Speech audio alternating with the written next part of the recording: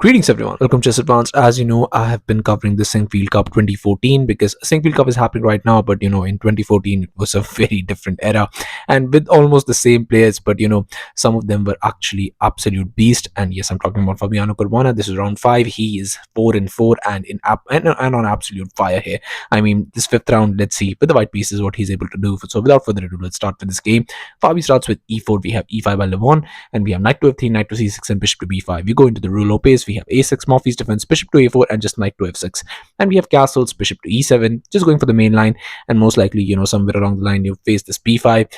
You push c3, you push in the central thrust, and then this gets here, knight jumps in, knight goes to f1, knight goes to e3, or either g3, depending on the position. So it's just the main idea, but it's not the main idea in this line, because here Fabi goes for something else. Here he goes for d3, and that's definitely something he prepared for Levon specifically, because here after b5, bishop to b3, we have castles, and now knight to c3, d6 now, and mostly you're gonna fianchetto, or either you're just gonna push it, either you're just gonna get it here if you don't play h3. But here not going for h3, here just going for a3 instead, and we have knight to f5 attacking the bishop, bishop back to a2, and now just bishop to e6. So you don't want to keep the bishop there. Most likely, you just trade it in these situations. So here just bishop captures, f captures, and getting a massive center here. But now just comes this b4, just asking what are you going to do with the knight, because knight cannot jump in either of these squares. So either you go here or you go here. But now knight to c6 was played. Going back to the initial square, we have bishop to d2, and now just d5, going for the central thrust. And Levon has done a very fine job. He's gotten all his pieces together. He has an amazing central thrust, and if you don't take care of that, then this is coming. And you also have it open file, so you could that could be used for attacking purposes, and so he's achieved a lot in this position. So how is actually white going to tackle that or take care of that? Well, let's see. First, here Fabi goes for this very nice rook to e1, and now we have queen to d6, very nice centralizing move, but just knight to a2. And now knight to a2 might seem like a bad move, but somewhere along the line you might want to push it, or maybe not do that, or maybe something like you want to remaneuver the knight, so it could be helpful. But here knight to d7, but queen to e2, d4, now finally just taking away all the squares from the knight. You could go here, but it's still very unclear where the knight is going to jump in. Maybe you're just interested in jumping there, but other than that, you don't have that many squares. And here we have rook e to b1, and that's a that's a very, very weird move, because it's not a bad move or anything, but it's just very unclear why he did it, because maybe he's just interested in this and shifting the play to queen side. But here after knight to d6, now just comes this knight to c1 as planned, knight to a4, but now comes this knight to b3. So you're interested in that c5 square, and technically this knight, whenever that knight jumps, so that knight is going to be able to capture that capture that knight. But what do you do if that knight never jumps there? I mean, this knight on a4 is just absolutely a very weird piece. We have rook to f7 now, just preparing to double up on that open f file and trying to attack the white king. But now just comes rook to c1, not worried about that very much. Rook to d8, knight to g5 attacking the rook, and now just comes rook to f6. We have queen to h5, now going for some mating ideas. So here just h6 was played by Levon, but now just comes knight back to f3, rook d to f8, and just rook to f1. So basically, all in all, you have a double e pawn, you have the rooks on the f file, but there's no clear way actually, because in order to attack in these kinds of situations, you have to understand you have to get the knight into the game. There is no way you can get the knight into the game. I don't see what these knights are doing, because these knights are definitely not into the game. I mean, this knight is out of the game as well, but it can jump very quickly to c5, and you cannot ever jump to c3 in these positions, and it's going to be very much difficult. And even with this bishop and this knight eyeing here, white might be able to have some very good counterplay. Here rook 8 to a7, f7 was played, just a waiting move, and now just Fabi goes for rook a to e1. And it seems like Fabi is not doing that very much in this position. He's not going for aggressive play. He's trying to slowly improve the position of his pieces and maybe just hope for a better play in this position. So as black, what would you do in this position? Because it doesn't seem like there's a clear square. You want to get the knights into the game, but how do you get the knights into the game is the question. I mean, do you want to use the knights for defensive purposes? Do you want to use the knights for attacking purposes? Or do you just want to place them on better squares, because here they are not good pieces? And the move you want to play in this position is just very unstructural move. And when I say unstructural, it is unstructural because no one would in their sane minds would ever go for a move like this. The idea being that I was calculating knight to c3, but knight to c3 is just not that good of a move, because here after knight to c5, this knight is much stronger than your knight on c3, because knight on c3 has no targets, and this takes away a few squares from your queen.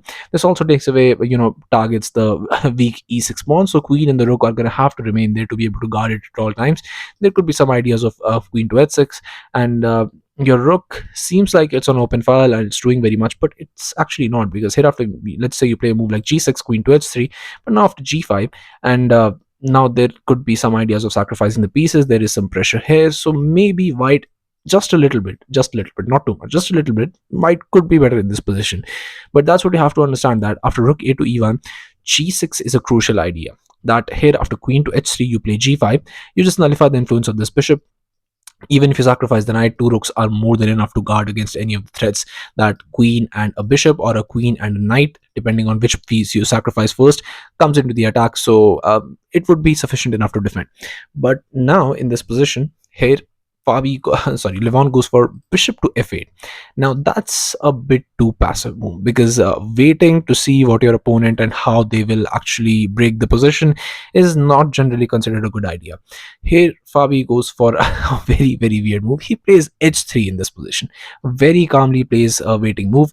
Well, that is I don't know what what he was thinking, but that is not a good move. But here after g6 now, Levon find the best move. But here after queen to h4, we have this queen to e7, and now queen g3, bishop to g7, knight to a5 now, asking for a knight trade, but just knight captures, and and not capturing it right away, but first taking up the central square, because that comes with an attack towards the king, or towards the rook. And we have knight to b7, knight caps on g6, attacking the queen, queen moves, and now just comes this very nice e5. So Fabi has made spectacular progress here. After g6, Levon was able to find after h3, Levon was able to find the g6 move, but unfortunately he couldn't capitalize and play the right move order, because here after knight captures, he missed that Fabi could go for an intermediate move, and now he has lost the g6 pawn, and it's going to be very much difficult to defend here onwards, because now Fabi is better, and your knight here has no way. This e5 move is so beautiful, because this, you have to understand that knight cannot jump in here, knight cannot jump in here, and knight cannot jump in there, because the queen is occupying that square, and it's going to be very much difficult to get that knight into the game. Until then, you're just basically playing a piece down, and this knight is, well, that is not a knight, that is basically a pawn. And we have this rook to f5 in this position, but now just f4, and Fabi is very happy with the position he has. He's controlling a lot of squares. You have a knight on g6, and the queen and the knight, and these pieces are basically out of the game, and this bishop and the rook can, cause havoc in a few more moves. c5 was tried, but in this position, but even if you trade, this pawn comes in and you have the same problems that you had before, so there is no point in actually doing anything like this. Knight to h4 was played, attacking the rook, rook to h5 attacking the knight. Now there's double pressure, so you have to be careful not to give away your piece. But here after knight to f3, there is not much in this position, and the best way to even play this as Levon is you have to find a very crucial idea. The thing is that once you go for a move like queen to g4, your rook would be hanging. Yes, you can bring it back, but after a move like knight to h4, you have to understand you're going to have to sacrifice the exchange. And this is the thing about this position: you cannot sack the exchange. Your position is much worse. Your two pieces are on the rim of the board, and there is absolutely nothing you can do to get them in the game. At least you need 3 moves, and 3 moves are a lot of tempos. You cannot do that. So here in this position, you have to play queen to e8, guarding that rook. Whenever the attack comes, you want to be able to push the rook back and guard that rook. Let's say you play queen to g4, rook to f8, and after knight to h4, you are very happy. There is no issues with these, so you don't have to worry about it. And Fabi will eventually break out in this position, but it's going to happen in a few more moves, and you can just hope that Fabi makes some kind of blunder. But here after knight to f3, king to h7 was played by Levon, and it just does not work. So you can find the right move, but I think I've already showed you the line, so there is no point in me asking for a bit more. Queen to g4 is the idea, because here after rook to f5, now you play knight to h4, and as soon as you get king to h8 in this position, I mean, king to h8 is just not a good move in this position. I mean, you could go for c captures, but you have to understand c captures doesn't work either. Let's say a captures, and now you play queen to e7, just trying to sack the exchange but keep everything together, but you cannot do that. Here after knight captures, you get rook captures, and after queen to f3, you're most likely going to get knight to d8, trying to just get the knight into the game somehow, but it's just a hopeless attempt, because let's say you play g4 in this position, you want to break open the position, you want to just target the black king, and most likely just absolutely crumble any of the defense that black has in this position. You play rook to f7, now you have to get the rook back, but now comes f5, queen to b7, now asking for a queen trade. If you trade the queens, mind you not, this is actually a draw, and that's absolutely crazy. Even with the exchange down, it's a draw. Queen to f4, now trying to just get after that after you push that g5 thrust. But here after bishop back to f8, now you play f6, But let's say you played this knight to c3, try to get into the game, but it would be an absolute blunder because there is no more moves. Your rook and bishop are tied up defending your king. Knight is on the rim, you cannot even get the knight here. So only makes sense to try and get the knight into the game, but it would be a blunder because now once you push g5, you might think knight to d5 would attack the queen, and maybe your knight can jump in with some tempos and maybe you'll be able to get it into the game. But now comes queen to h4 and your entire defense system is collapsing, and there is nothing pretty much you can do about this. And yeah, your position would absolutely crumble, and this is just one such lines. There are so many lines, but it all ends in black's defeat. So here out to knight to h4, king to h8 was played, but now comes this knight captures, and now you are just an exchange down with all your pieces are just on worse squares, and you should resign here. But Levon just decided to play on. Rook captures, queen to g6, but now comes this queen to e7.